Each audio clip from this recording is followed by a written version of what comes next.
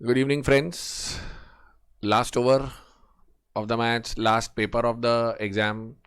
Emotions will override the logic. बस मेरे paper खत्म होने वाले हैं but please remember the checker doesn't know ये आपका लास्ट पेपर है. The checker doesn't know how much you are exhausted. The exam setter doesn't know how much you are exhausted. So you need to be there till the last paper. This is the last section, paper 8B. Okay, economics of finance, 40 marks. Let me take 2-3 minutes that how do you now put your time into the rest of the time so that you can handle the paper nicely. Economics और finance थोड़ा सा trend of change, जो पिछले बदलाव की लहर आपको first paper से ही नज़र आ रही है. एप्लीकेशन बेस्ड क्वेश्चंस वो लोग पूछेंगे, प्रैक्टिकल पर ध्यान है उन लोगों का. अगर प्रैक्टिकल एप्लीकेशन की बात कर रहे हैं प्रैक्टिकल्स की, तो हमने बाइब्लिकली सारे क्वेश्चंस किए हुए हैं हमारे स्टडी मटेरियल के. आप उनको एक बार देख सकते हैं. 4 यूनिट में 14 चैप्टर्स हैं. आपको सबसे बड़ा चैलेंज ये आता है, how do I prioritize it, कौन सा मैं पहले पढ़ूं सर. रिमेंबर, आपके पास सेल्फ प्रिपेयर्ड नोट्स हैं सारे यूनिट्स के. Okay, all unit notes you have with your self.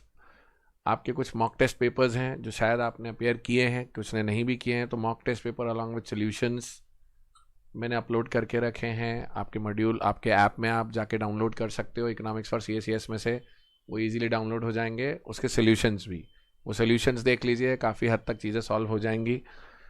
Now when you have your self prepared notes, आप मान के चलिए आपको कम से कम कुछ यूनिट्स पे टाइम देना पड़ेगा. और ख़ासकर प्रैक्टिकल्स पे ध्यान दीजिए, क्योंकि अगर वो 40 नंबर में 3 या 4 प्रैक्टिकल पूछ ले तो 12-15 नंबर का पेपर प्रैक्टिकल बेस्ड हो जाए तो it can be very good scoring point for us. आप बेसिक कॉन्सेप्ट्स पढ़िए और RTP देख लीजिए, because RTP will give you lot of comfort, because हर चैप्टर के एक दो क्वेश्चन हैं उसके अंदर. So go through the RTP and if it's not there it's available on the institute website to download. So don't worry, नहीं है तो भी देखना है, डाउनलोड करके देख लेना. आपके पास जो पहली बार अटेम्प्ट्स दे रहे हैं उन लोग के पास घर पे आई होगी. प्रेफरेंस कैसे कैसे प्रिपेयर करना है, सबसे पहले पब्लिक फाइनेंस कर लो, चारों यूनिट्स. तो 4 यूनिट से तुमको कंफर्ट आ जाएगा, काफ़ी बड़ा है वो. उसके बाद मनी थ्योरीज ज़रूर करना. मनी थ्योरीज के अंदर 3 यूनिट्स हैं आपके, और स्पेशली उसके अंदर जो कैलकुलेशन है छोटे छोटे, उसमें ध्यान रखना. कैलकुलेशंस का जो लेक्चर है पूरा, मैंने वो प्रैक्टिकल्स के लेक्चर है, अगर आपके अभी तक नहीं हुए हैं आप समय निकाल के देख लीजिएगा. सारे के सारे एक एक इलस्ट्रेशन सॉल्व है. अगर आपने अभी तक भी प्रैक्टिकल टच नहीं करे हैं, अभी भी टाइम है. 3 से 4 घंटे लगेंगे अगर आप सारे प्रैक्टिकल्स देखोगे तो. पर अगर सारे प्रैक्टिकल्स नहीं देखना है तो वो 2x स्पीड पे आप उसको 2 घंटे में भी कर सकते हो. Every single practical has been solve. It's available in the playlist. मैं इस लेक्चर के साथ वो प्लेलिस्ट आपको शेयर कर दूंगा, डोंट वरी. अगर देखना है तो करके रखे तो नो इश्यूज. नेशनल इनकम पे ध्यान रखना. स्पेसिफिकली उन्होंने personal income, personal disposable income पिछले 2 अटेम्प्ट से इंट्रोड्यूस करा है, और कंजम्पशन सेविंग के क्वेश्चंस भी इंट्रोड्यूस करे हैं. As I said in the classes, 75 pages have been added in terms of practical questions. Please make sure you put that time into it. और वो क्वेश्चन बहुत स्ट्रेट फॉरवर्ड है, क्या add करना है क्या लेस करना है एक बार समझ लोगे हो जाएगा. मैं फिर दूसरी बार रिपीट कर रहा हूँ लास्ट 2 मिनट्स. हम आपके साथ पहले दिन से थे, अभी भी हैं.